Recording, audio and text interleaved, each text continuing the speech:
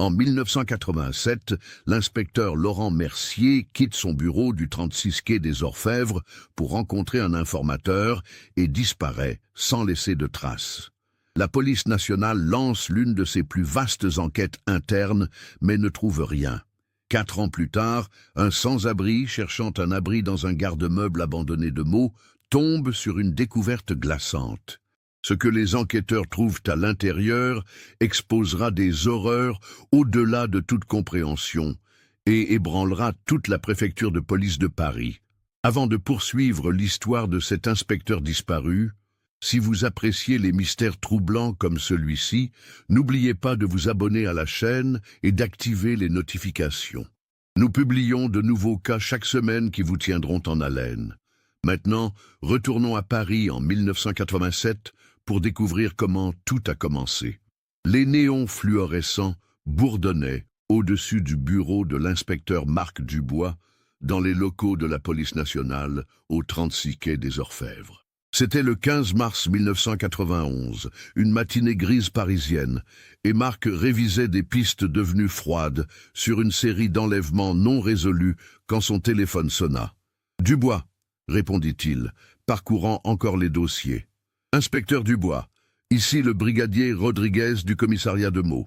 Nous avons une situation qui pourrait vous intéresser. » La voix à l'autre bout semblait urgente. « Nous avons arrêté un sans-abri ce matin pour violation de domicile dans un garde-meuble abandonné en périphérie de ville. Normalement, ça ne concernerait pas la PJ, mais il prétend avoir trouvé une chaise tachée de sang, des chaînes et un insigne de police à l'intérieur. » La main de Marc se figea au-dessus de sa tasse de café. « Un insigne de police ? Oui, monsieur. L'insigne appartient à l'inspecteur Laurent Mercier. L'ordinateur indique qu'il a disparu en 1987.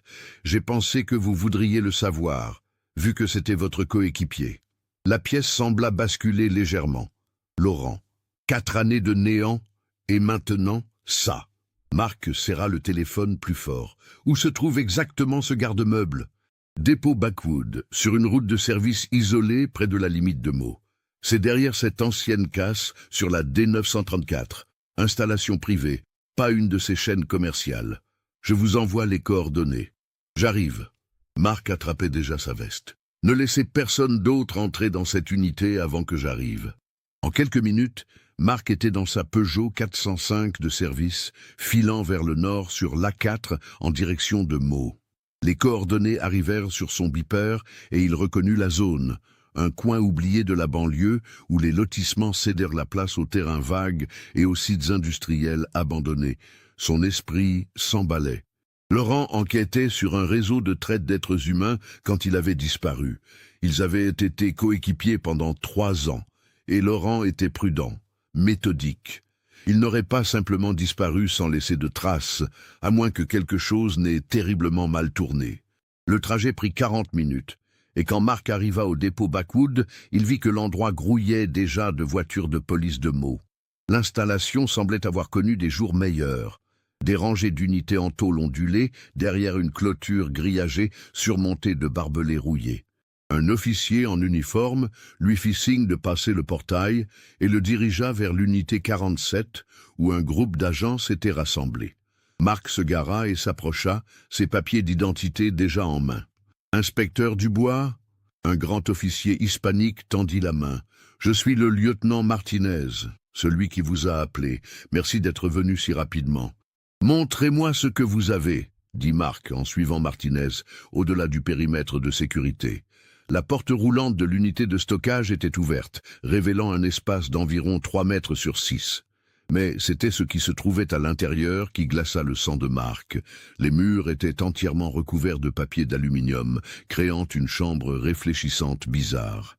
Au centre se trouvait une chaise métallique, avec des sangles de cuir, fixées aux bras et aux pieds. Des taches sombres marquaient le sol de béton en dessous. « Mon Dieu !» murmura Marc, en entrant prudemment. Une table métallique contre un mur contenait divers outils, un marteau, des pinces, ce qui ressemblait à des instruments chirurgicaux. Et là, placé presque cérémonieusement sur la table, se trouvait l'insigne de police de Laurent et sa casquette. Le papier d'aluminium paraissait propre au premier coup d'œil, dit Martinez derrière lui. Mais regardez de plus près. Marc examina les murs plus attentivement. Sous la surface réfléchissante, il put distinguer des taches décolorées où du sang avait été nettoyé mais pas complètement effacé. Quelqu'un avait utilisé cet endroit pendant de longues périodes de torture. « Parlez-moi du sans-abri qui a trouvé ça », dit Marc en photographiant la scène avec son appareil. Jérôme Dubois est arrivé au commissariat vers 7 heures ce matin, terrifié. Il a dit qu'il s'était introduit dans l'espoir de trouver des objets à vendre. Mais quand il a vu tout ça, Martinez secoua la tête. Au début, le sergent de service pensait que c'était juste un autre fou. Mais quand il a mentionné l'insigne et la casquette de police, nous avons dû vérifier. Où est Jérôme maintenant? Au poste. Nous le gardons, mais honnêtement, il semble plus être un témoin qu'un suspect. Marc hocha la tête en continuant à documenter la scène. L'installation était sophistiquée. Le papier d'aluminium empêcherait tout signal électromagnétique de s'échapper. La chaise était boulonnée au sol et les outils étaient arrangés avec une précision dérangeante. « Qui possède cette unité ?» demanda Marc. « Nous travaillons là-dessus maintenant. Le gérant de l'installation récupère les dossiers. » Comme sur commande, une autre voiture de police s'arrêta dehors. 2 officiers flanquaient un homme bien habillé d'une 50aine d'années qui marchait avec l'assurance confiante de quelqu'un habitué à être en charge. « C'est lui !» appela l'un des officiers. « Le propriétaire. » L'homme s'approcha avec une main tendue et un sourire pratiqué. « Philippe Delacroix, je comprends qu'il y a eu des problèmes dans l'une de mes unités locatives. » Le comportement de Martinez changea légèrement. « Monsieur Delacroix, je ne savais pas que vous possédiez cette installation. »« L'une de mes nombreuses propriétés, » dit Philippe avec aisance, « je suis promoteur immobilier. Ce dépôt particulier fait partie de mon portefeuille depuis environ 8 ans. » Il jeta un coup d'œil dans l'unité de stockage et son visage pâlit. « Mon Dieu, qu'est-ce que c'est que tout ça ?» Marc étudia attentivement l'homme.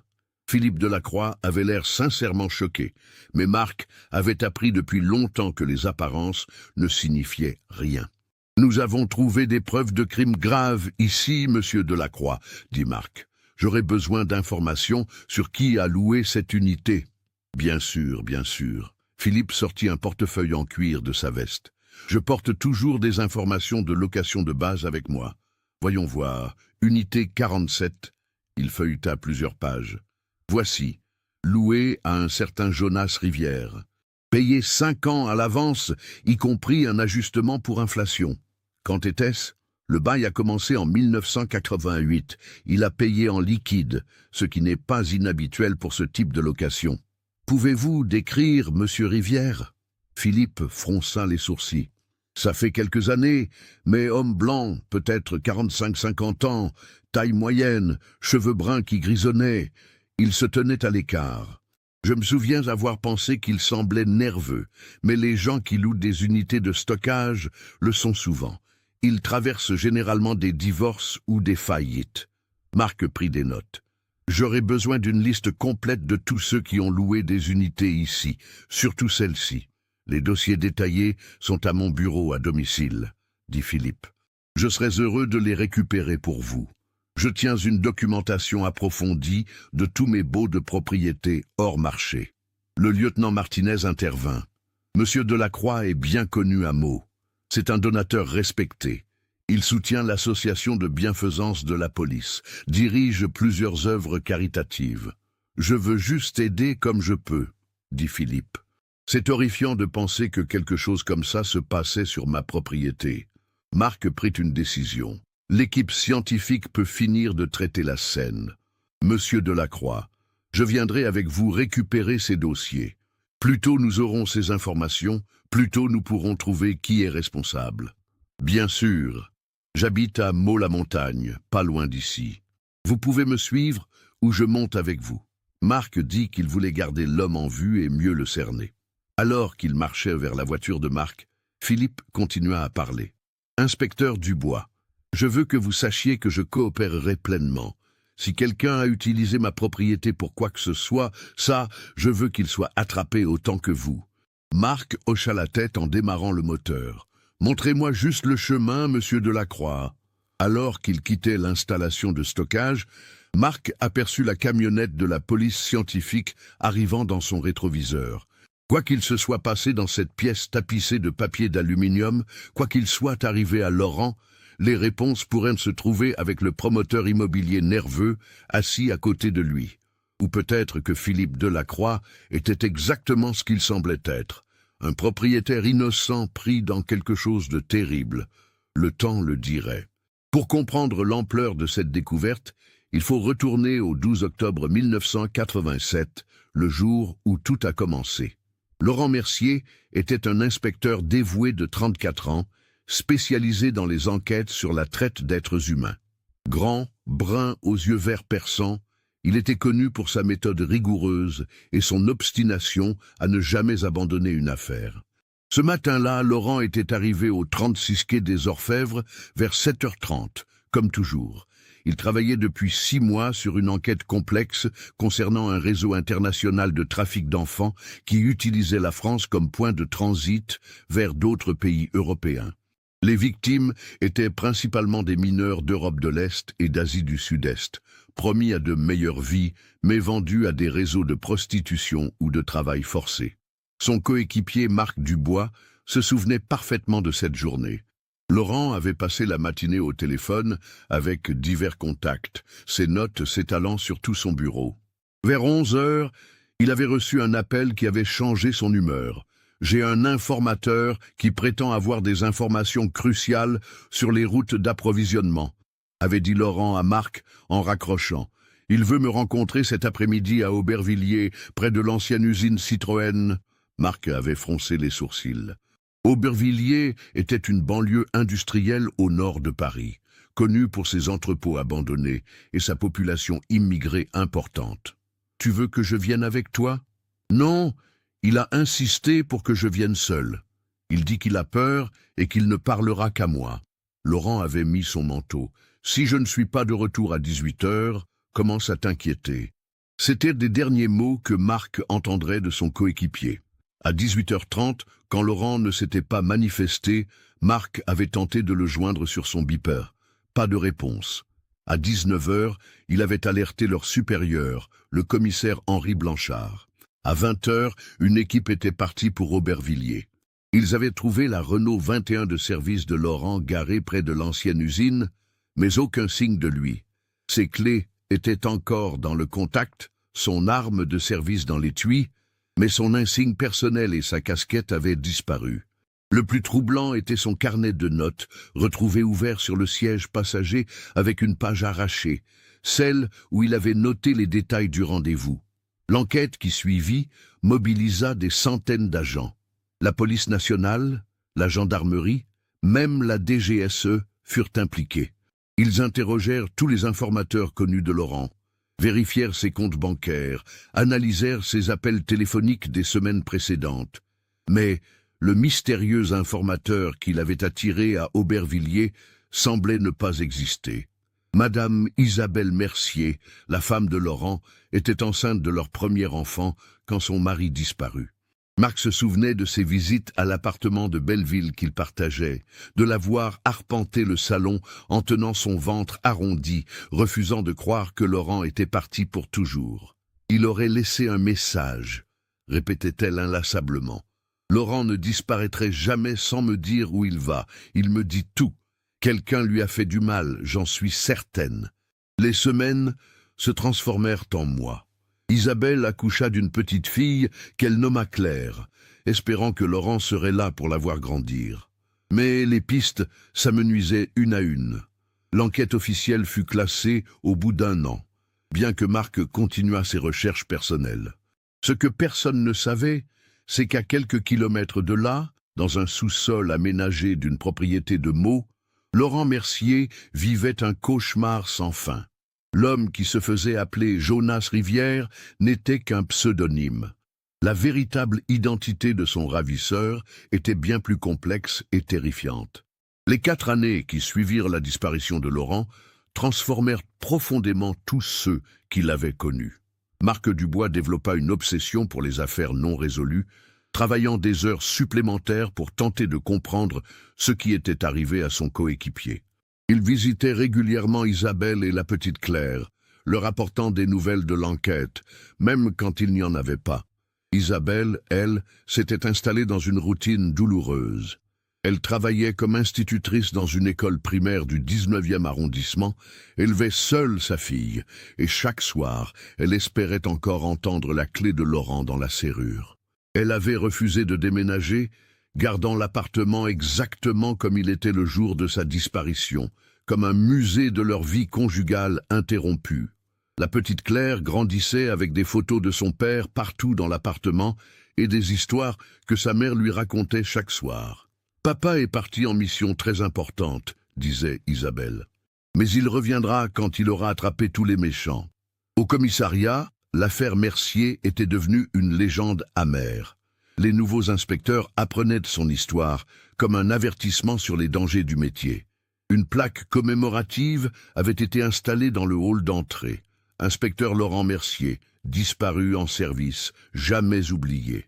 Mais c'était Jérôme Dubois, le sans-abri qui découvrirait la vérité, qui mérite qu'on s'attarde sur son histoire. Ancien ouvrier de l'usine Peugeot de Sochaux, Jérôme avait perdu son emploi lors des restructurations de 1989. Sa femme l'avait quitté, emmenant leurs 2 enfants, et il avait sombré dans l'alcool puis dans la rue. À 58 ans, Jérôme survivait en fouillant les poubelles, en récupérant des objets abandonnés, en dormant dans des abris de fortune. Il connaissait tous les endroits isolés de la région parisienne où un homme pouvait disparaître quelques heures sans être dérangé. Le dépôt Bacoud était l'un de ses repères favoris, surtout l'hiver, quand les unités de stockage abandonnées offraient un abri contre le vent glacial.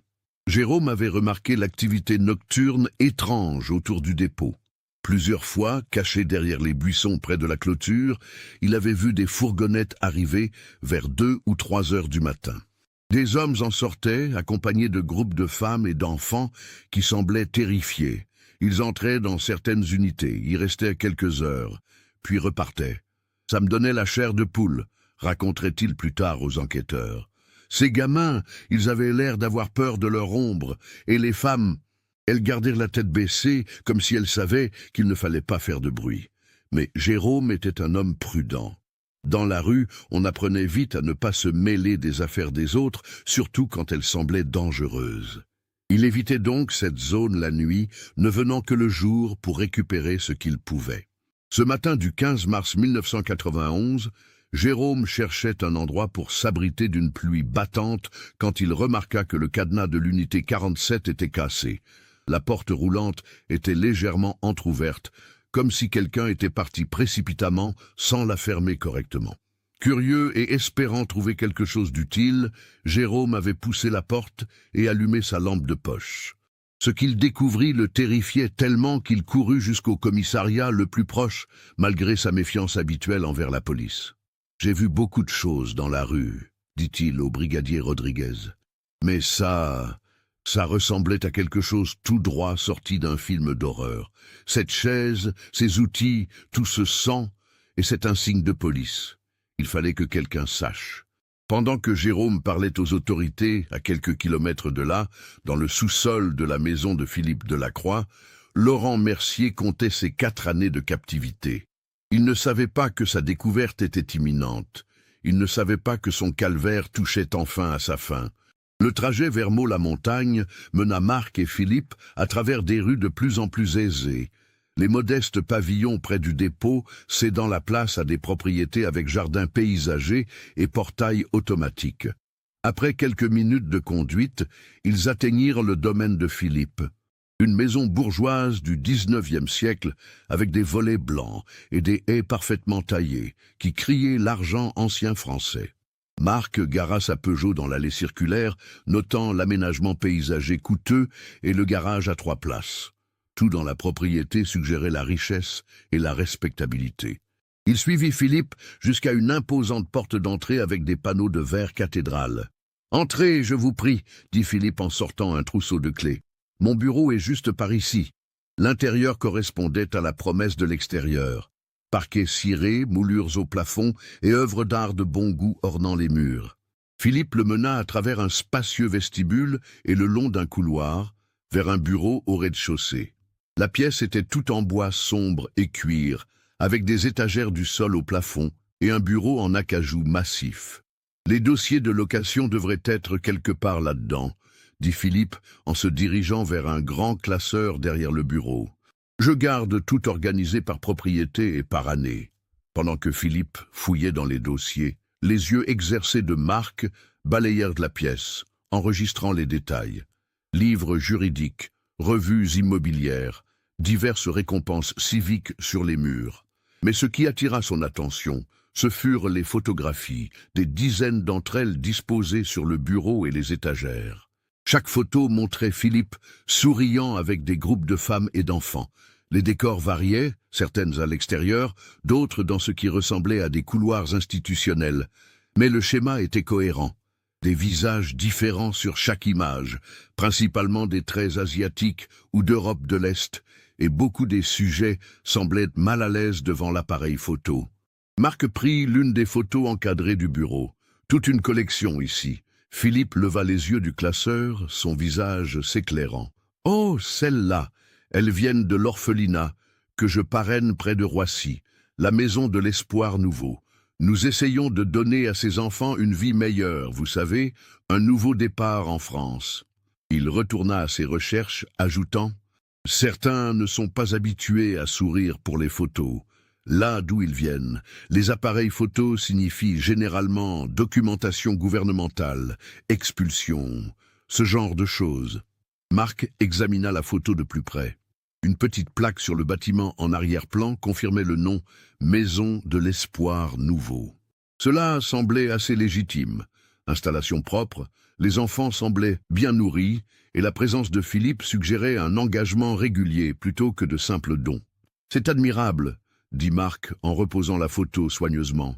Peu de gens prendraient une approche aussi pratique du travail caritatif. « Eh bien, j'ai été béni dans les affaires », répondit Philippe en sortant un épais registre. « Je crois qu'il faut rendre. Ces enfants, ils ont traversé tellement d'épreuves. Si je peux aider ne serait-ce que quelques-uns d'entre eux à trouver de vraies familles, une éducation, peut-être même la citoyenneté éventuellement, alors ça en vaut la peine. » Il tendit à Marc le registre, un livre relié en cuir avec contrat de location dépôt Backwood gravé sur la couverture. Ceci devrait avoir tout ce dont vous avez besoin. Historique complet des locations pour toutes les unités, y compris l'unité 47. Je garde des dossiers détaillés. Nom, adresse, méthode de paiement, date. Le fisc apprécie la minutie, et moi aussi. Marc accepta le registre, sentant son poids. Merci, ce sera très utile. Je n'arrive pas à croire que quelque chose comme ça se soit passé dans l'une de mes propriétés, dit Philippe, en secouant la tête, alors qu'il raccompagnait Marc vers l'entrée principale. Cette installation de stockage, ce n'est pas dans le meilleur quartier de la ville, je sais, mais j'essaie de maintenir des espaces sûrs et propres pour les gens qui en ont besoin. Pensez que quelqu'un l'a transformé en quoi que ce soit. Ils atteignirent l'entrée principale et Philippe ouvrit la porte pour Marc. « S'il vous plaît, inspecteur Dubois, contactez-moi à tout moment si vous avez besoin d'autre chose. Mon numéro personnel, mon bureau, je m'assurerai que vous ayez toutes mes coordonnées. Je veux coopérer pleinement avec la police dans cette enquête. J'apprécie ça, monsieur Delacroix, » dit Marc en glissant le registre sous son bras. « C'est le moins que je puisse faire, » répondit Philippe, son expression grave. Si quelqu'un a utilisé ma propriété pour commettre des crimes, surtout des crimes impliquant un agent fédéral, je veux qu'il soit traduit en justice. Ce genre de choses, ce n'est pas ce que représente Meaux. Nous sommes une bonne communauté ici. » Marc hocha la tête et retourna à sa voiture. Il posa le registre soigneusement sur le siège passager, puis fit marche arrière dans l'allée circulaire. Alors qu'il retournait vers le commissariat, il ne pouvait pas se débarrasser de l'image de toutes ces photographies. Le travail caritatif avec des enfants orphelins était certes admirable, mais quelque chose dans le nombre même de photos, les visages différents sur chacune le tracassait. Pourtant, Philippe Delacroix n'avait été que coopératif. Le registre de location fournirait des pistes, et peut-être qu'ils auraient enfin des réponses sur ce qui était arrivé à Laurent. Marc appuya sur l'accélérateur, impatient de plonger dans les dossiers et de voir ce que Jonas Rivière, ou quel que soit son vrai nom, pourrait avoir laissé derrière lui dans la trace papier. Marc se gara sur le parking du commissariat de Meaux, le registre de location toujours posé sur son siège passager. Le bâtiment en briques à un étage grouillait d'activité, plus que d'habitude pour un mardi après-midi. La nouvelle de la découverte de l'insigne du FBI avait clairement galvanisé tout le commissariat. À l'intérieur, il trouva le lieutenant Martinez en conférence avec un inspecteur en civil près de la salle de traitement des preuves. À travers la vitre, Marc pouvait voir les techniciens photographier la chaise de torture sous plusieurs angles. Son cadre métallique et ses sangles de cuir maintenant sous de puissantes lampes d'examen. « Inspecteur Dubois », l'accueillit Martinez. « Voici l'inspecteur Raymond Sautier, il dirige l'interrogatoire. » Sautier, un homme trapu d'une quarantaine d'années aux cheveux prématurément gris, serra la main de Marc. « Sacrée affaire que de trouver l'insigne de votre coéquipier comme ça. Nous avons traité la scène en profondeur. Cette chaise part pour notre labo pour analyse du sang et relevé d'empreintes. Je veux parler avec Jérôme Dubois, dit Marc, le sans-abri qui a tout trouvé. Sautier se gratta la mâchoire. Nous venons de finir avec lui il y a 20 minutes. Il est en cellule de garde à vue numéro 3. Mais j'ai l'enregistrement complet et la transcription ici si vous voulez d'abord les examiner. Il tenait un dossier Manila et une cassette. Je prends les deux, dit Marc. Sautier le mena à un petit bureau donnant sur le parking. Utilisez mon bureau. Je serai avec la police scientifique si vous avez besoin de quelque chose. Marc s'installa dans la chaise de bureau usée et inséra la cassette dans le lecteur du bureau de Sautier. Il ouvrit la transcription simultanément, suivant pendant que la voix nerveuse de Jérôme remplissait la pièce. L'entretien commençait par des questions standards. Nom, âge, depuis combien de temps il était dans la rue. Jérôme Dubois, 58 ans, sans abri depuis 2 ans après avoir perdu son emploi à l'usine Peugeot. Sa voix était rauque, probablement à cause d'années de tabagisme, mais ses réponses étaient cohérentes et détaillées. « Je reste généralement dans cette zone », disait la voix enregistrée de Jérôme. « Je me déplace vers différents endroits chaque semaine pour que les flics ne me harcèlent pas. Dépôt Backwood, l'ancienne casse, parfois les tunnels de drainage quand il fait froid. Avez-vous déjà pénétré par effraction dans des unités de stockage auparavant ?» demandait l'enquêteur. « Ouais, je ne vais pas mentir. Parfois les gens laissent de bonnes choses. J'ai vendu une boîte d'outils une fois, j'ai eu assez pour une semaine de nourriture. Mais je n'ai jamais rien vu comme ce qui était dans cette unité. Jamais. » Marc suivit dans la transcription, notant la cohérence de Jérôme. Puis vint une question sur la sécurité. « Étiez-vous au courant de caméras de surveillance à l'installation ?»« Des caméras ? Non, cet endroit est généralement mort. C'est pourquoi j'y vais... » Attendez, non, maintenant que j'y pense, j'ai vu quelque chose de nouveau la dernière fois que je faisais du repérage. Une petite boîte sur le coin du bâtiment principal. Elle n'était pas là avant. Marc prit note, puis son attention s'aiguisa quand il entendit l'échange suivant. « Pourquoi avez-vous choisi l'unité 47 spécifiquement ? Habituellement, j'évite Backwood pour être honnête. Cet endroit me fout les jetons. Pourquoi ça ? À cause des activités nocturnes. Je l'ai vu peut-être 4 ou 5 fois au cours des mois. Des fourgonnettes qui arrivent à 2 heures ou 3 heures du matin. Des groupes qui en sortent, surtout des femmes et des enfants. Ils entraient dans certaines unités, restaient un moment, puis repartaient. Ce ne sont pas mes affaires, mais ça me rendait nerveux de fouiller cet endroit. » Marc arrêta la bande et relut cette section. Des groupes de femmes et d'enfants la nuit. Son esprit revint à toutes ces photographies dans le bureau de Philippe. Il redémarra la bande. « Pouvez-vous décrire ces groupes ?»« Sombres, je ne pouvais pas voir grand-chose, mais définitivement des femmes et des enfants. Des jeunes, des adolescents peut-être. Groupes différents à chaque fois. Ils avaient l'air, je ne sais pas, effrayés. Restaient serrés les uns contre les autres. Des hommes avec eux qui ressemblaient à des gardes ou quelque chose comme ça. » L'entretien continua pendant encore 10 minutes, mais Marc en avait assez entendu. Il trouva l'inspecteur Sautier dans la salle d'épreuve. « Cette mention d'activité nocturne, dit Marc, femmes et enfants. J'ai vu des photographies chez Philippe Delacroix, des dizaines de photos avec des femmes et des enfants d'un orphelinat qu'il parraine. L'expression de Sautier était sceptique. Delacroix est un pilier de la communauté. Il siège au conseil d'administration de l'hôpital, finance la Ligue de football jeunesse. Il n'est pas inhabituel pour les types caritatifs d'avoir des photos comme ça. Je sais, admit Marc. C'est ce que j'ai pensé aussi, mais combiné avec les observations de Jérôme. Il réfléchit un moment. Qu'en est-il de ces caméras de surveillance que Jérôme a mentionnées? Sautier fouilla dans un dossier et produisit une photographie. Les gars de la technique disent que ce modèle est sorti fin 1990. Qualité professionnelle, enregistre sur VHS. Nous avons récupéré quelques bandes de l'unité, mais le stockage est limité. S'il y a des archives, Delacroix les aurait. Je dois lui parler des permis de surveillance et de tout enregistrement d'archives, décida Marc. Il prit le téléphone du bureau de Sautier et composa le numéro que Philippe avait fourni. Après 6 sonneries, le répondeur se déclencha. Il essaya le numéro du bureau de Philippe avec le même résultat. « Je viens de le quitter il y a 40 minutes, dit Marc en raccrochant.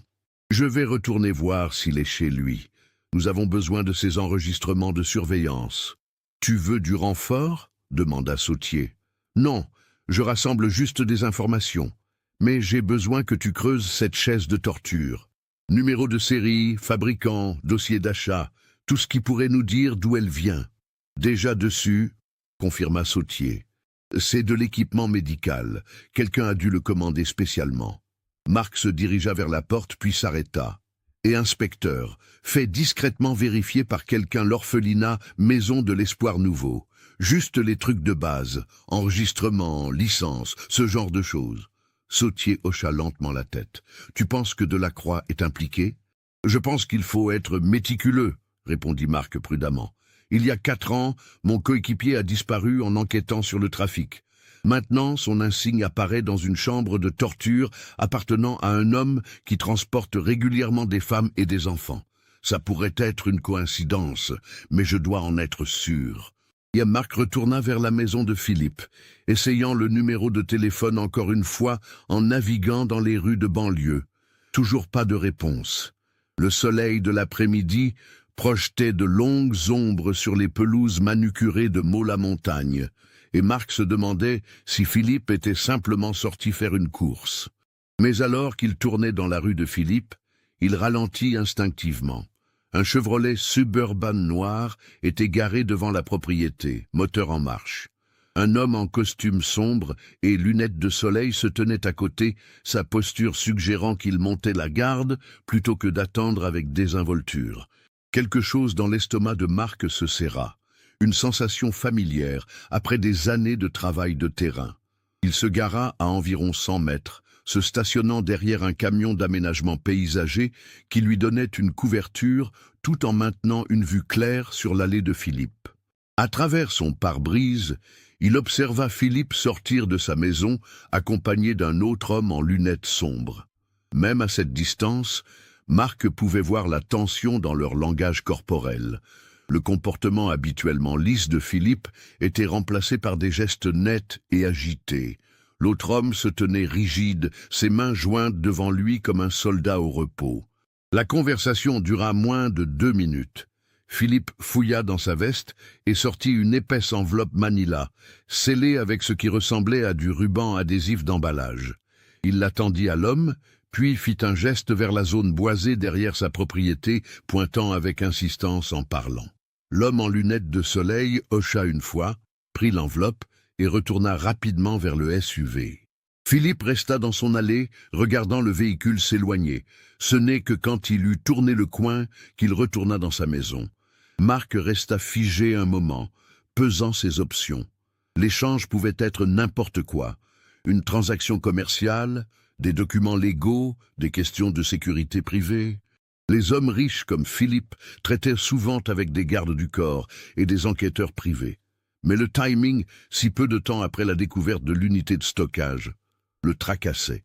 Et Philippe avait pointé vers les bois, suggérant une destination plutôt que de donner simplement des directions.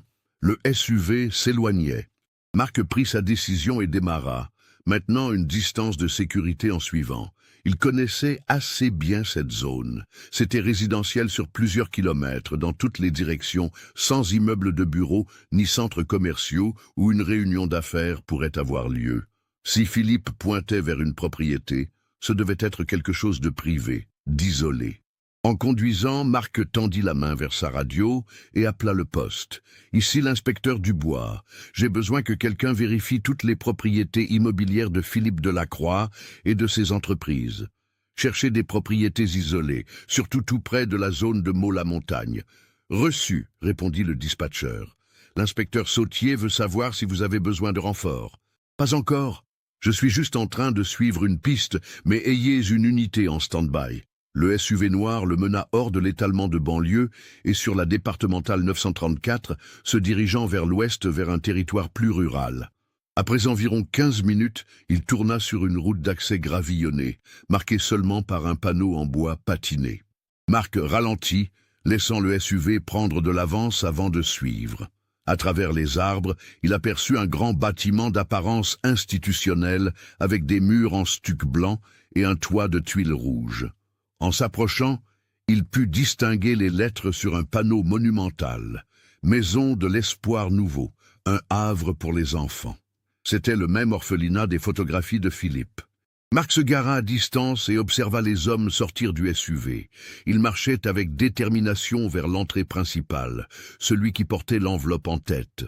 Une femme d'âge moyen en robe grise émergea pour les accueillir. D'après son comportement et la façon dont elle gesticulait, elle semblait être en charge. Elle accepta l'enveloppe à deux mains et fit un petit salut déférent.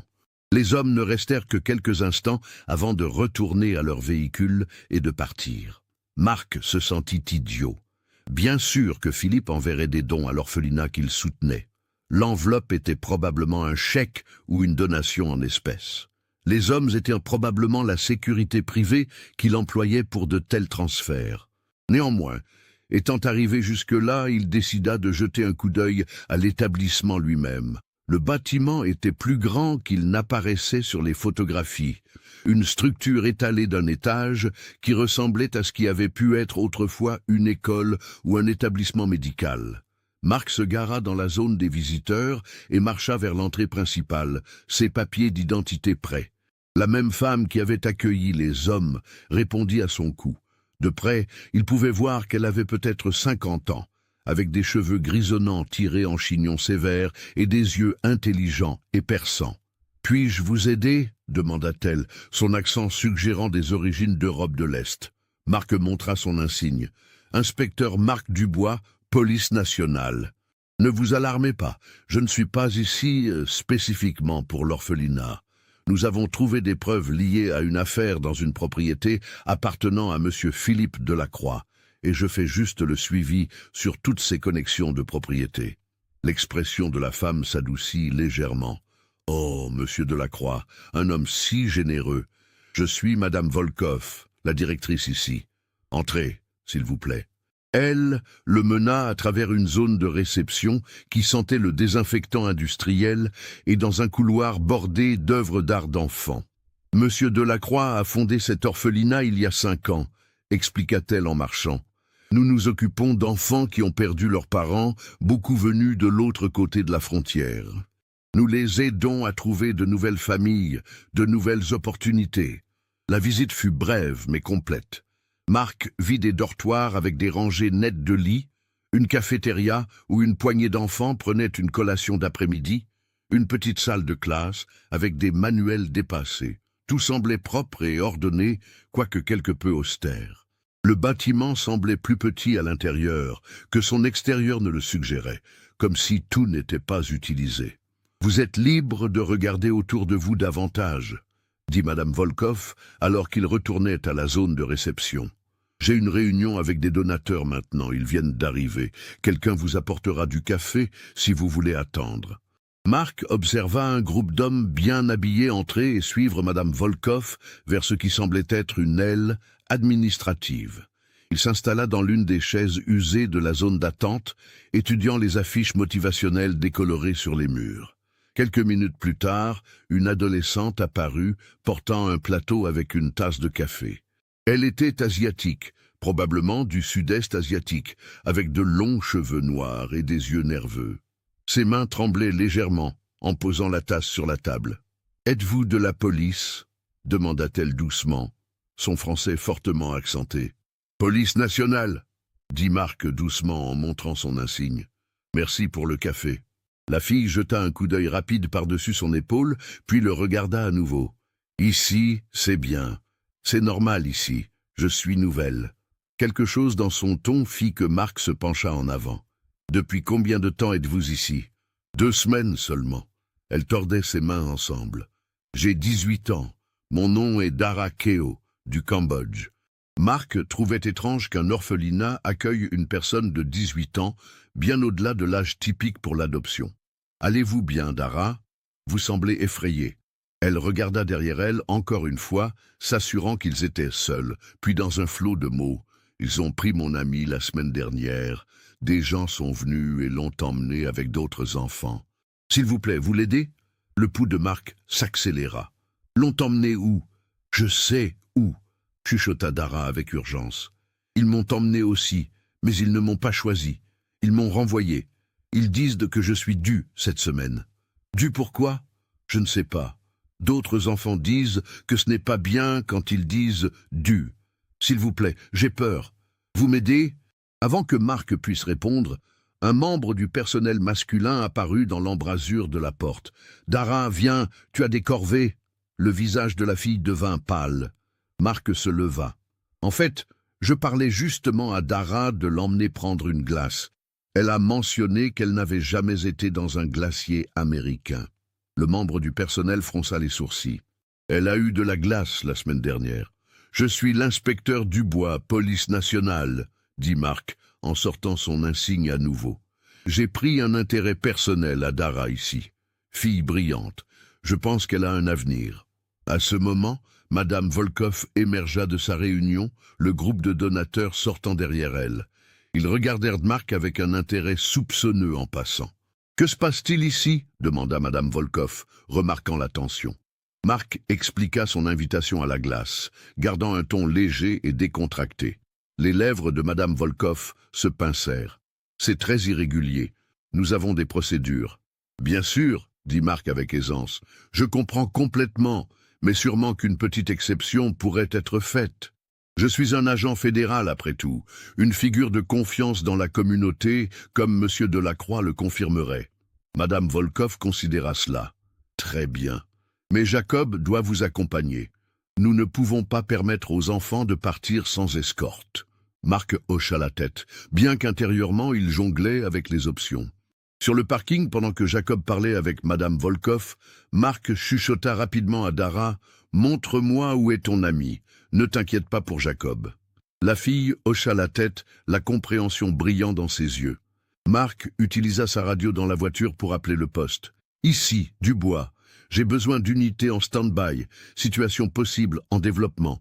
Surveillez l'orphelinat Maison de l'Espoir Nouveau et la résidence de Philippe Delacroix. » Il donna les adresses, parlant en ton professionnel rapide. « Et j'ai besoin qu'on me suive discrètement. Je pourrais me diriger vers quelque chose. » Quand tout fut prêt, il aida la fille à monter dans sa voiture. Dara glissa sur le siège passager avant, tandis que Jacob, le membre du personnel, montait à l'arrière, exprimant immédiatement son mécontentement. « Elle devrait s'asseoir à l'arrière, » protesta Jacob, son accent épais. « Ce n'est pas convenable. »« C'est bon, » dit Marc fermement en démarrant le moteur. « Elle peut s'asseoir où elle veut. » Ils quittèrent les terrains de l'orphelinat. Dara lui jeta un regard reconnaissant, puis pointa vers la route d'accès. « Par là, allez vers l'ouest. » Marc s'engagea sur la route, notant dans son rétroviseur que la voiture de patrouille maintenait une distance discrète derrière eux. Jacob était assis rigide sur le siège arrière, les bras croisés, clairement mécontent de l'arrangement. Pendant les 15 premières minutes, ils roulèrent en silence relatif à travers le paysage de campagne texane. Les routes de ferme cédèrent la place à des routes de comté encore plus petites, le terrain devenant de plus en plus désolé. Dara fournissait des directions silencieuses à chaque intersection, sa voix à peine au-dessus d'un murmure. « À gauche ici. Maintenant tout droit pendant longtemps. Oui, continuez. Ce fut Jacob qui exprima le premier ce que Marc savait déjà. « Ce n'est pas le chemin vers la ville. Où nous emmenez-vous ?»« Juste un petit détour, » dit Marc calmement. « Non !» Jacob se pencha en avant. « Demi-tour maintenant. C'est un enlèvement. J'appelle la police. » Marc fit un geste avec son pouce vers la lunette arrière. « La police est déjà ici.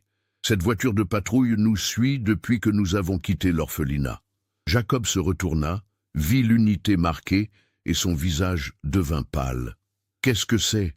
Monsieur Delacroix va entendre parler de ça. Il y aura des conséquences. » Il fouilla pour son téléphone, composant des numéros avec des mains tremblantes. D'un mouvement fluide, Marc tendit la main en arrière avec sa main libre et arracha le téléphone, gardant son autre main stable sur le volant. « Vous ne pouvez pas faire ça, c'est illégal !» Marc arrêta la voiture sur le bas-côté et se retourna pour faire face à Jacob complètement. « Écoutez-moi très attentivement. Cette jeune femme m'a dit que des enfants sont enlevés de votre orphelinat victimes de trafic. Son amie a été emmenée la semaine dernière et elle sait où. » « Mensonge, » bégaya Jacob. « Fille folle qui raconte des histoires. »« Peut-être, » dit Marc. « Ou peut-être que vous savez exactement ce qui se passe. Voici votre choix, Jacob. Vous pouvez nous aider, nous dire ce que vous savez, coopérer pleinement, et la police et moi, nous assurerons que le tribunal sache que vous avez aidé à sauver ces enfants. Ou vous pouvez continuer à protéger celui qui se cache derrière ça et tomber avec eux. Qu'est-ce que ce sera ?» Le visage de Jacob passa par plusieurs émotions. Colère, peur, calcul. Finalement, ses épaules s'affaissèrent. « Je travaille juste là-bas. Je fais ce qu'ils me disent. Et que vous disent-ils ? Parfois nous préparons des enfants pour adoption. Adoption spéciale. Ils nous disent de ne pas poser de questions. Où les emmènent-ils » Jacob fut silencieux pendant un long moment, puis pointa devant. « Même endroit où elle vous emmène. L'ancien vignoble Benedetti. Il est abandonné depuis 10 ans, mais les gens l'utilisent pour les adoptions spéciales. » Marc recommença à rouler. « Vous faites le bon choix, Jacob. » Ils roulèrent encore 40 minutes plus profondément dans le département de Seine-et-Marne, le paysage devenant de plus en plus désolé. Broussailles, fermes abandonnées, équipements rouillés laissés à pourrir dans des champs en friche. Finalement, Dara pointa vers un chemin de terre usé, presque caché par des broussailles envahissantes. Là, c'est l'endroit. Marc s'engagea sur la route, ralentissant alors que la voiture rebondissait sur les ornières et les nids de poules. À travers les broussailles, il pouvait voir les restes de ce qui avait été autrefois un vignoble prospère.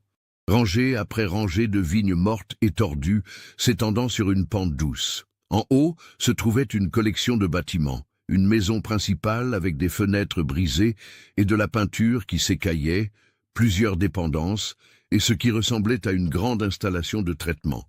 Et garé près de la maison principale, le SUV noir de chez Philippe. Marc contacta la voiture de patrouille par radio. « Nous avons le même véhicule de la résidence Delacroix. Je procède avec prudence. » Il se gara à une distance sûre et sortit, la main reposant sur son arme de service. 2 officiers en uniforme de la voiture de patrouille le rejoignirent. « Officier Martinez, restez avec la fille, » ordonna Marc. « Officier Thompson, vous venez avec moi. Jacob, vous venez aussi. Montrez-nous où il mène cette affaire d'adoption spéciale. » Jacob les mena au-delà de la maison principale, qui était clairement abandonnée. Portes arrachées de leurs gonds, toit partiellement effondré. Mais, en se dirigeant vers l'ancien bâtiment de stockage des tonneaux, Marc remarqua des signes d'activité récente. Traces de pneus fraîches, mégots de cigarettes, un nouveau cadenas sur ce qui aurait dû être une installation désaffectée. Ils approchèrent de l'entrée de la cave quand Marc l'entendit. Une toux faible et persistante venant de quelque part sous terre, suivie de ce qui ressemblait à quelqu'un luttant contre des entraves. « Demandez des renforts par radio », dit Marc à Thompson doucement. « Et une ambulance, maintenant !» Thompson fit l'appel pendant que Marc étudiait les portes de la cave. Elles semblaient renforcées, plus récentes que la structure environnante. Jacob transpirait, malgré l'air frais de l'après-midi. « Ils sont là-bas en bas », murmura-t-il misérablement. « La chambre spéciale pour la préparation. » Thompson finit son appel radio et examina le mur près de l'entrée de la cave. « Monsieur, regardez ça !» Il poussa contre ce qui semblait être un mur solide, mais qui céda légèrement. Panneau faux, construction récente. Marc dégaina son arme. « Agent fédéral !» cria-t-il. « Quiconque est là-dessous doit monter avec les mains visibles. » Pas de réponse, sauf pour plus de tout et un cri étouffé. « On y va !» décida Marc. Il regarda Jacob. « Dernière chance. Vous êtes avec nous ou contre nous ?»« Avec vous, » chuchota Jacob. « Que Dieu me pardonne. Avec vous. » Les trois hommes descendirent les marches en bois dans l'obscurité. La lampe de poche de Marc balaya un corridor étroit qui s'ouvrait sur un espace souterrain plus grand. L'odeur les frappa en premier. Déchets humains, peur, sueur et quelque chose de médical, antiseptique. Puis la lumière de Marc le trouva. Laurent Mercier, à peine reconnaissable après 4 années, était enchaîné à un rack métallique contre le mur du fond. Ses cheveux étaient longs et emmêlés, son corps squelettique, habillé de haillons sales. Des marques de brûlures et des cicatrices couvraient sa peau exposée. Une oreille manquait, plusieurs doigts disparus. Debout au-dessus de lui se trouvait l'un des hommes de l'orphelinat, préparant une seringue remplie de liquide clair. « Police! Lâchez la seringue et reculez !» cria Marc, son arme braquée sur l'homme. Le trafiquant se retourna, le choc remplaçant la concentration sur son visage. Les yeux de Laurent, creux mais encore alertes, s'élargirent de reconnaissance. « Marc !» La voix était à peine un murmure, ruiné par des années de cris. Le trafiquant lâcha immédiatement la seringue, la laissant cliqueter sur le sol de béton. Il leva les mains alors que Thompson s'avançait avec des menottes, donnant un coup de pied à la seringue pour la mettre en sécurité. « Laurent !» murmura Marc, rengainant son arme pour s'approcher de son coéquipier. « Bon Dieu, nous pensions que tu étais mort !» Avant que Laurent puisse répondre, des pas résonnèrent dans le corridor. 3 autres hommes apparurent, se figeant quand ils virent les officiers. « Mains en l'air maintenant !» commanda Thompson. 2 d'entre eux s'enfuirent immédiatement. Thompson réussit à en attraper un tandis que Marc poursuivait les autres dans les escaliers et dans la lumière du jour qui s'estompait. Il tira un coup de semonce en l'air. « Arrêtez, ou le prochain ne sera pas un avertissement. » Un homme se retourna, sortant un pistolet de sa ceinture. La balle passa large, étincelant sur un tonneau métallique. Il essaya de viser à nouveau, mais l'entraînement de Marc prit le dessus. 2 balles au centre de masse. L'homme s'effondra. Le 3e homme se jeta au sol, les mains derrière la tête. « Ne tirez pas! Je me rends !» Marc lui passa les menottes, alors que des unités de renfort rugissaient sur la propriété, les officiers se dispersant pour sécuriser le périmètre. Les ambulanciers se précipitèrent vers la cave où Laurent attendait. « Il y a d'autres victimes », dit Marc au lieutenant arrivant. « Une fille est venue ici chercher son ami. Si Laurent est ici, il doit y en avoir d'autres. » La recherche prit 1 heure. Ils vérifièrent chaque bâtiment, chaque cachette possible. Finalement, dans l'installation de traitement du vin abandonnée, un officier remarqua des marques de griffures autour d'une porte de salle de stockage, comme si quelqu'un avait essayé de griffer pour sortir. À l'intérieur, ils les trouvèrent. 15 femmes et enfants blottis dans un espace prévu pour de l'équipement. Pas de fenêtre, un seau pour les déchets. L'odeur était écrasante. Certains pleuraient en voyant les uniformes, d'autres semblaient trop brisés pour réagir. Une femme qui semblait être la plus âgée attrapa le bras de Marc. « Le réservoir !» dit-elle en français cassé. « Ils mettent ceux qui sont malades ou meurent dans le réservoir. S'il vous plaît, certains étaient vivants quand ils y sont entrés. S'il vous plaît, vérifiez. » Marc et Thompson trouvèrent l'échelle d'accès aux cuves de fermentation. Marc grimpa, se préparant à ce qu'il pourrait trouver. L'odeur le frappa avant même qu'il regarde. Il força sa lampe à briller dans la cuve. Des corps, au moins 6 dans divers états de décomposition, flottant dans les restes de vieux vins et d'eau de pluie. Marc contacta par radio d'une main tremblante. « Nous avons besoin du coroner et d'une équipe complète de police scientifique. Victimes multiples dans la cuve de fermentation. » Plus tard, le vignoble abandonné s'était transformé en scène de crime coordonné. Les véhicules de secours remplissaient le chemin de terre, leurs gyrophares peignant les vignes mortes en rouge et bleu alternés. Les agents du FBI et la police locale bougeaient avec une efficacité pratiquée, sécurisant les preuves et traitant les multiples scènes de crime. Mark se tenait près de l'installation de traitement, regardant les ambulanciers conduire soigneusement les femmes et enfants sauvés vers les ambulances en attente. Sa radio grésilla. Unité 12 à toutes les unités. Le suspect, Philippe Delacroix, a été appréhendé à sa résidence. Il est transporté au commissariat de Meaux pour mise en garde à vue. Un petit soulagement envahit Marc. Au moins, il tenait l'homme au sommet. Il regarda les officiers escorter les trafiquants vers les voitures de patrouille, leurs mains menottées dans le dos. Celui que Marc avait abattu était chargé dans le fourgon du coroner, un résultat nécessaire qui le laissait encore vide. À travers la cour, il repéra Dara agenouillée à côté d'un brancard où gisait une autre jeune femme asiatique, l'amie qu'elle cherchait. Même à cette distance, Marc pouvait les voir pleurer, serrant leurs mains l'une dans l'autre. Il se dirigea vers elle. « Merci », dit Dara en levant les yeux vers lui, des larmes coulant sur son visage. « Vous l'avez sauvée, vous nous avez toutes sauvées. » Son ami, qui ne pouvait pas avoir plus de 16 ans, chuchota quelque chose en ce que Marc supposait être du Khmer. Dara traduisit « Elle dit que vous êtes un ange gardien. Je suis juste content que nous vous ayons trouvés à temps, » dit Marc doucement. « Écoutez, monsieur Delacroix et l'orphelinat ont été sécurisés. Vous êtes en sécurité maintenant. La protection de l'enfance vous aidera à déterminer ce qui vous attend, s'assurer que vous êtes prise en charge. » Dara hocha la tête, puis le surprit en se levant et l'embrassant brièvement avant de retourner aux côtés de son ami. Marc les laissa aux ambulanciers et scanna le chaos organisé jusqu'à ce qu'il trouve ce qu'il cherchait. Près de l'une des ambulances, Laurent Mercier était assis sur un brancard pendant que les paramédicaux vérifiaient ses signes vitaux. Même nettoyé légèrement et enveloppé dans une couverture thermique, il avait l'air terrible. Son visage était émacié, les pommettes saillantes sous une peau fine comme du papier. Ses cheveux restants étaient devenus complètement gris.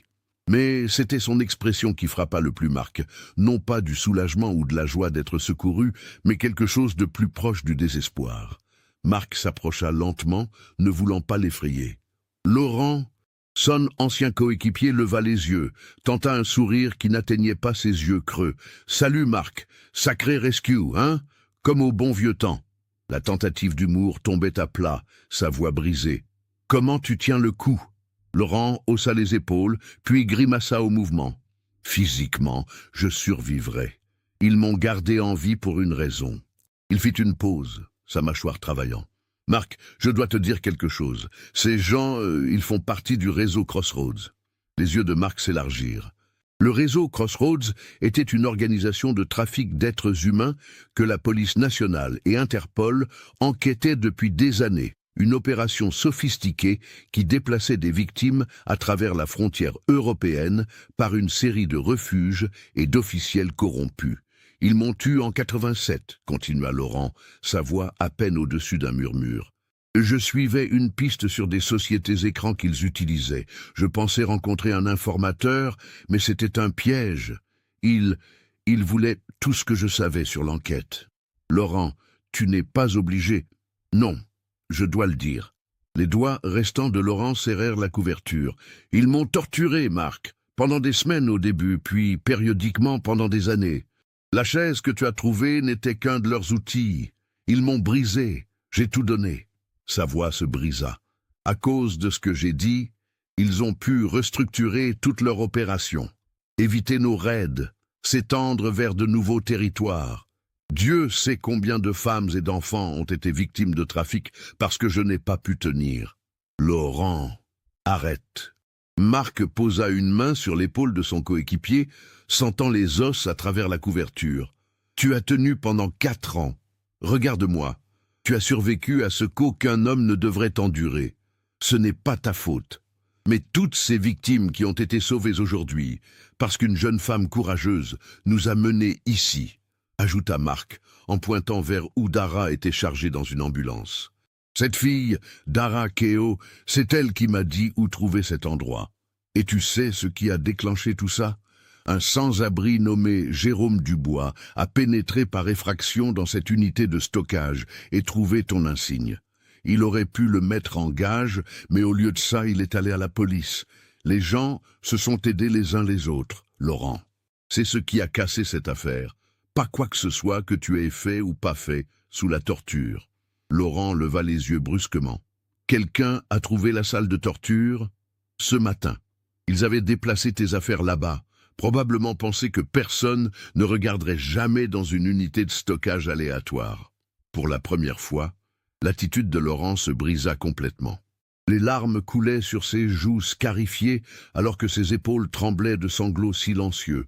Marc remarqua les doigts manquants sur sa main droite, le bandage où son oreille gauche aurait dû être, les cicatrices de brûlure créant un motif horrifique sur son cou et ses bras. « Ils allaient me tuer aujourd'hui », dit Laurent quand il put parler à nouveau.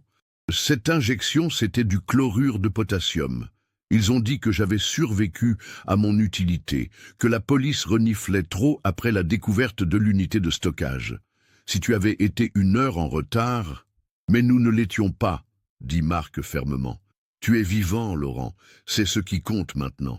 L'un des paramédicaux s'approcha. Nous devons le transporter maintenant. Il a besoin de soins hospitaliers immédiats. Malnutrition, blessures infectées, possible dommage d'organes de captivité prolongée.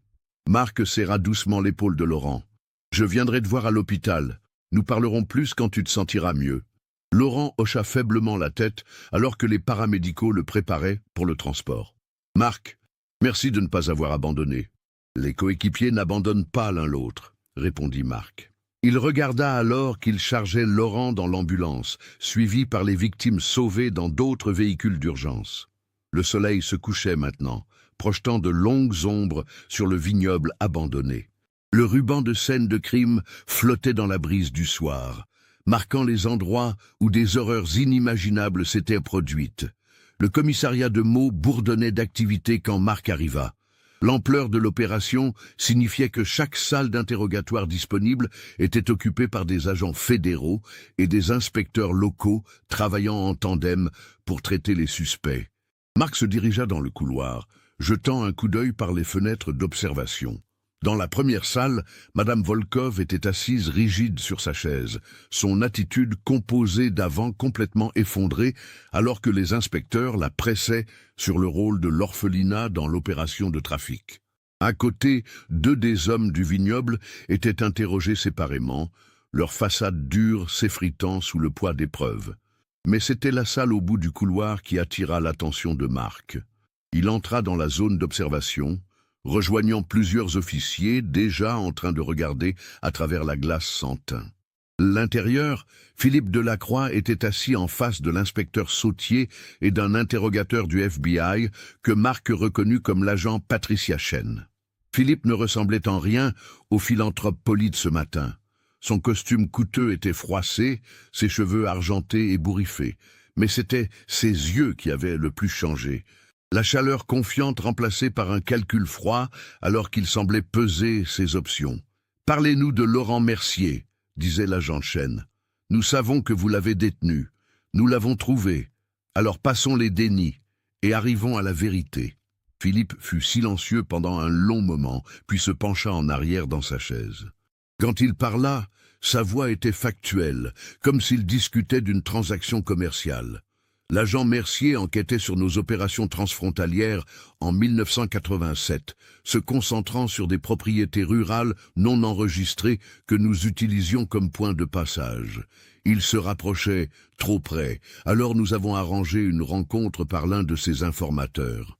Nous lui avons dit que nous avions des informations sur un grand envoi. « Où était cette rencontre ?» demanda Sautier. « Un magasin de matériel abandonné à la périphérie d'Aubervilliers. Une de mes propriétés, naturellement. Nous avions un homme qui se faisait passer pour un vagabond, qui l'a approché dans le parking, demandant de l'aide. Quand Mercier a baissé sa garde, l'homme a utilisé une fléchette tranquillisante, rapide, efficace. Nous l'avons chargé dans un fourgon de nettoyage de tapis et l'avons emmené dans l'une de mes propriétés locatives non déclarées. » Sautier se pencha en avant. Et puis nous avons extrait l'information. La salle du sous-sol était spécialement préparée, insonorisée, sans fenêtre. Nous avons utilisé diverses méthodes, position de stress, privation de sommeil, extrême de température. La chaise de torture était particulièrement efficace pour les sessions plus longues. Un contact médical, une infirmière avec certaines dépendances, la garder en vie et fonctionnelle. Marc sentit ses poings se serrer alors que Philippe continuait son récit clinique. Mercier était fort au début, mais tout le monde craque finalement. En 6 mois, il nous avait donné tout le manuel du FBI sur le réseau Crossroads. Localisation des refuges, identité sous couverture, horaire de surveillance, raids planifiés. Nous avons restructuré toute notre opération basée sur ces renseignements. « Et vous l'avez gardé pendant 4 ans ?» demanda Chen. « C'était un atout continu. Les tactiques du FBI évoluaient et notre besoin d'information aussi. Nous l'avons déplacé entre divers sites, salles de sous-sol, conteneurs d'expédition, finalement le vignoble. La chaise et ses affaires sont allées au stockage quand nous avons amélioré nos méthodes. Pourquoi le garder vivant si longtemps ?» Philippe haussa les épaules. Assurance, information. Et franchement, certains de mes associés appréciaient avoir un agent fédéral à leur merci. Ça envoyait un message à quiconque pensait nous trahir.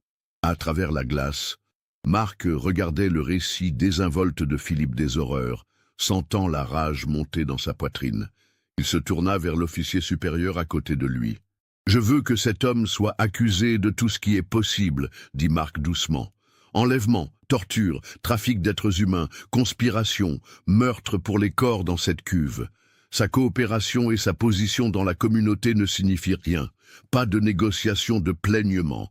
Il fait face au poids total de ce qu'il a fait. » L'officier hocha la tête. « Après ce que nous avons trouvé aujourd'hui, il ne verra plus jamais la lumière du jour. » Marc quitta la salle d'observation, ayant besoin d'air, ayant besoin d'être quelque part qui ne soit pas rempli du mal désinvolte des confessions de Philippe Delacroix.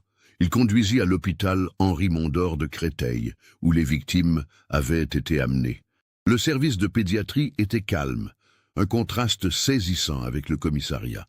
Marc trouva Dara et son amie, dont il avait appris que le nom était Sophéa, dans une chambre partagée. Une assistante sociale de l'ASE, une femme aimable nommée Claire Morrison, était avec elle. « Inspecteur Dubois », le salua Claire, « je discutais justement des options avec les filles. Placement en famille d'accueil, parrainage éventuel pour la citoyenneté, opportunités éducatives. Comment vont-elles ? Remarquablement bien compte tenu de tout. Ce sont des survivantes. » Marc passa quelques minutes à parler avec elles de leur avenir, des systèmes de soutien en place. Puis, sur une impulsion, il fit une suggestion. « Aimeriez-vous rencontrer quelqu'un ? L'homme que nous avons trouvé au vignoble. Il a été gardé prisonnier parce qu'il essayait d'arrêter les gens qui vous ont fait du mal. Je pense que ça pourrait aider à la fois lui et vous de vous rencontrer. » Après avoir obtenu l'autorisation médicale, Marc accompagna les filles 2 étages plus haut vers la chambre de Laurent. Son ancien coéquipier était réveillé, paraissant marginalement mieux avec des fluides cactres et des analgésiques, bien que l'étendue de ses blessures soit encore choquante sous l'éclairage dur de l'hôpital. « Laurent, » dit Marc doucement, « il y a des personnes qui aimeraient te rencontrer. » Dara s'avança en premier, sa voix petite mais ferme. Vous avez essayé de les arrêter. Ils vous ont fait du mal parce que vous avez essayé de protéger des gens comme nous. Les yeux de Laurent se remplirent de larmes. Je suis désolé. Je suis tellement désolé. Je n'ai pas pu les arrêter plus tôt. Non, dit Sophia, parlant pour la première fois, son français hésitant mais clair. Vous vous battez. Ils vous cassent, mais vous vous battez. Nous comprenons. Nous pardonnons. La chambre tomba silencieuse, sauf pour le bip discret des moniteurs médicaux. Puis Dara tendit la main et prit doucement la main endommagée de Laurent dans les 2 siennes. « Maintenant, nous sommes tous libres.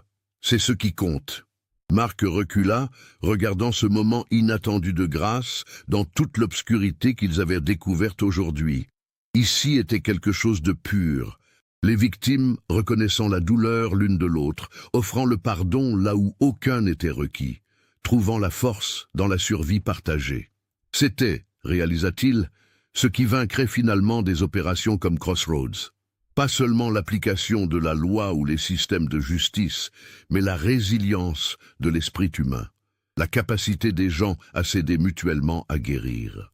Jérôme Dubois aurait pu ignorer ce qu'il avait trouvé. Dara aurait pu rester silencieuse, par peur. Laurent aurait pu abandonner l'espoir. Mais ils ne l'ont pas fait. Le mal pourrait être organisé et puissant, mais la bonté, quand elle se rassemblait, était plus forte encore. 3 mois plus tard, Marc se tenait dans la salle d'audience bondée du palais de justice de Paris. Philippe Delacroix, maintenant en combinaison orange de détenu, écoutait le juge prononcer sa sentence. Réclusion criminelle à perpétuité, sans possibilité de libération conditionnelle pour 48 chefs d'enlèvement, torture, trafic d'êtres humains et meurtre. L'affaire avait exposé un réseau qui opérait depuis des décennies sous la façade de la charité, menant à des réformes dans les systèmes de protection de l'enfance en France. Dara et Sofia, maintenant en famille d'accueil aimante, témoignaient occasionnellement dans des écoles sur les dangers du trafic humain. Laurent, bien qu'ayant un long chemin de récupération devant lui, travaillait avec des thérapeutes et avait même commencé à sourire occasionnellement. Sa femme Isabelle et leur fille Claire, maintenant âgée de 4 ans, lui rendaient visite quotidiennement à l'hôpital. Et Jérôme Dubois, l'homme qui avait déclenché tout cela en refusant de rester silencieux. Il avait trouvé un logement stable et un travail à temps partiel, aidant d'autres sans-abri à naviguer dans les services sociaux. Parfois, avait-il dit à Marc lors de leur dernière conversation, « Faire la bonne chose est la chose la plus facile au monde. Il suffit de ne pas détourner le regard. » Cette histoire nous montre comment la persévérance d'un homme brisé et le courage d'étrangers peuvent exposer les crimes les plus cachés. Qu'avez-vous pensé de cette enquête qui a duré 4 longues années? Aviez-vous soupçonné l'ampleur du réseau criminel? Comment une telle horreur a-t-elle pu rester cachée si longtemps dans des institutions respectées? Partagez vos réflexions dans les commentaires ci-dessous. Si ce type d'enquête criminelle vous passionne et que vous voulez découvrir d'autres mystères résolus, n'oubliez pas de vous abonner à la chaîne et d'activer les notifications. Laissez un like si cette histoire vous a marqué et partagez-la avec quelqu'un qui s'intéresse aux affaires criminelles françaises. Car c'est en gardant vivante la mémoire de ces tragédies et en honorant le courage de ceux qui refusent de se taire que nous pouvons espérer qu'elles ne se reproduisent jamais.